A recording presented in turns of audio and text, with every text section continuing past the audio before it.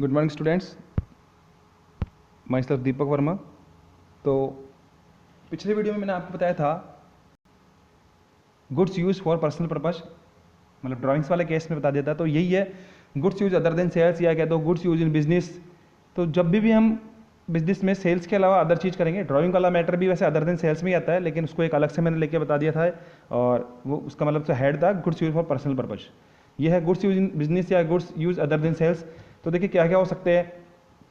आप advertisement, charity, gift में दे सकते हो, किसी को डोनेशन में दे सकते हो, किसी को आग लग सकती है माल आग में, या किसी और चीज़ में नष्ट हो सकता है, तो वो सारी चीज़ें यहाँ पे आती है।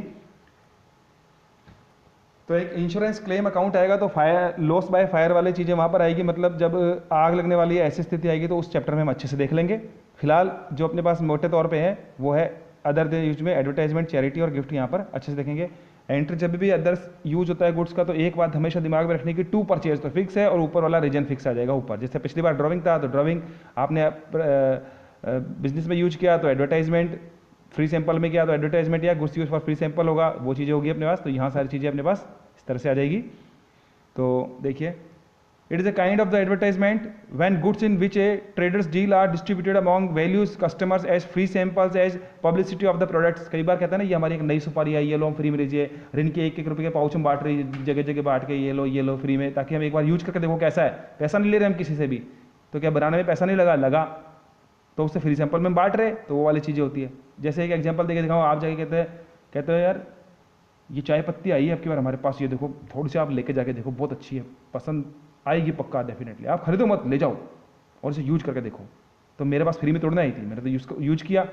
जब खरीदा तो मैंने परचेज अकाउंट डेबिट टू, जो अपने पास कैश या बैंक जैसी भी स्थिति की होगी। अब चाहे मैं अगर मान लो टी ट्रेडर से, तो मेरे पास चाय पत्ती मैंने खरीदी, अब उसमें से कहता हूँ 100 किलो के बैग में थी और 1 किलो मेरे बांटने में निकल गई, तो बांटने में निकल गया, इधर से एडवर्टाइजमेंट होगा या गुड्स यूज फॉर सैंपल। आप कुछ भी लिखो, जनरली एडवर्टाइजमेंट के लिए होती है, पब्लिसिटी के लिए तो एडवर्टाइजमेंट वर्ड यूज होता है इनके लिए। कई बार बुक्स में गुड्स यूज फॉर सैंपल भी लिख देते हैं, वो भी सही है। दोनों ही खर्चे प्रॉफिट एंड लॉस के डेबिट में जाएंगे, वो कोई बड़ी बात नहीं है।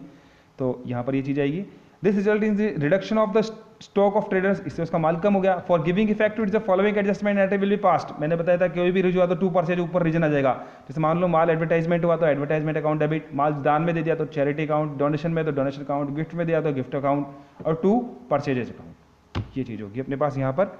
और इसके बाद देखिए इसका ट्रीटमेंट वही होता है कि जो चीज़ पर्टिकुलर, जहाँ देखो सीधी चीज़ है, अगर परचेज में एडजस्टमेंट हुआ तो एक चीज़ तो तय है कि परचेज में से लेस होगा, क्योंकि 2 परचेज हो गया। तो परचेज कहाँ से होती है, ट्रेडिंग अकाउंट के डेबिट में, और वहाँ हम उसमें से लेस कर देंगे।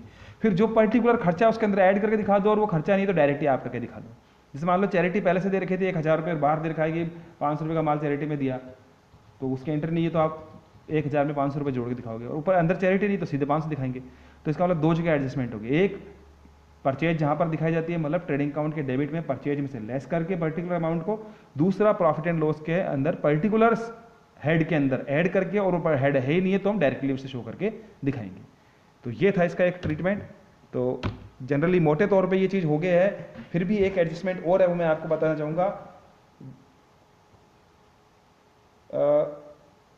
जनरली उसको गुड्स के लिए नहीं कहूँगा, सेल्स ऑन अप्रूवल बेसिस होता है। अप्रूवल का मतलब ये होता है कि पसंदगी पर विक्रय, कि जब आप अप्रूव कर दोगे वही होगा। जैसे मान लो आप गए कहीं पर, और ये देखो यार ये नया डिटर्जेंट आया, ले जाओ, पसंद आया तो लेना वरना वापस दे जाना। या आप कहते हो ना ये नई मिर्ची आई, ले जाओ, अरे खुला हुआ वापस लूँगा, आप यूज़ तो करो, बढ़िया नहीं लगे दे देना। तो मेरा एक कस्टमर था, वो हमेशा कोई पर्टिकुलर प्रोडक्ट लेता था, मान लो डिटर्जेंट या मिर्ची या जो भी चाय वगैरह। इस बार मैंने उसको दूसरी चीज़ दी, मैंने कहा अब की, उसने कहा कि पैसे मत दे, तो पसंद पे आए तब ले लेना वरना लौटा जाना। मैंने उसको बेच दिया, दे दिया, 1 किलो का चाय पत्ती का पैकेट था, ले गया वो भी। मैंने उसके अकाउंट में नाम भी लिख गया, भाई राम श्याम जो भी था, उसको 500 रुपये का अपन ने ये चीज़ की। अब क्या हुआ, ऐसा करने से मेरी बुक्स में वो डेबिट भी हो गया, मतलब डेटर्स में इंक्लूड हो गया। दूसरा मेरे पास डेटर्स में इंक्लूड, देखना नोट करना सबसे बड़ी चीज़, डेटर्स में इंक्लूड हुआ सेल्स प्राइस से, सेल्स में इंक्लूड हुआ सेल्स प्राइस से, और स्टॉक फिजिकल वैल्यू मेरे पास होगी कम हो गई।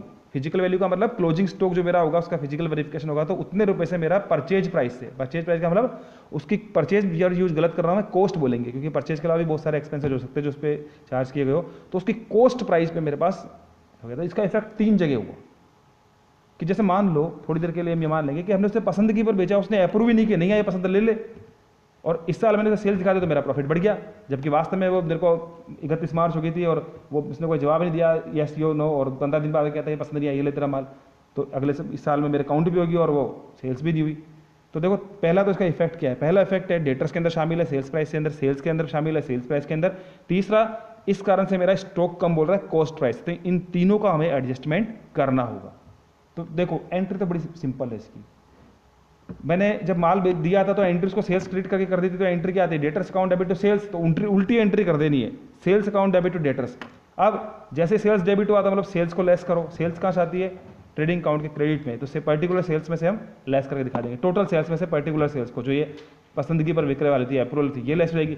दूसरा, डेटर्स में से उसकी सेल्स प्राइस से लेस होगा। और तीसरा, मेरा जो क्लोजिंग स्टॉक होगा उसकी कॉस्ट प्राइस बढ़ा दी जाएगी। ये चीज़ आपको थोड़ा सा ध्यान रखना पड़ेगा। तो ये था अप्रूवल बेसिस के ऊपर। तो वीडियो देखने के लिए बहुत बहुत धन्यवाद, thank you very much. Adjustment अपने आप में अनंत है। अनंत तो इसलिए कहूँगा कि कोई है ही हमेशा कौन कब नया आ जाए, तो जनरली उन्हें एक रूपरेखा में पिरो पाना बहुत मुश्किल है। फिर भी मैंने मोटे मोटे तौर पे आपको टुकड़ों में छोटे छोटे वीडियो में समझाने की कोशिश की है।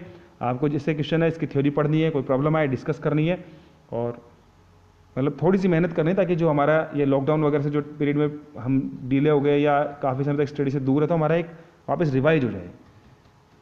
तो थैंक यू वेरी मच।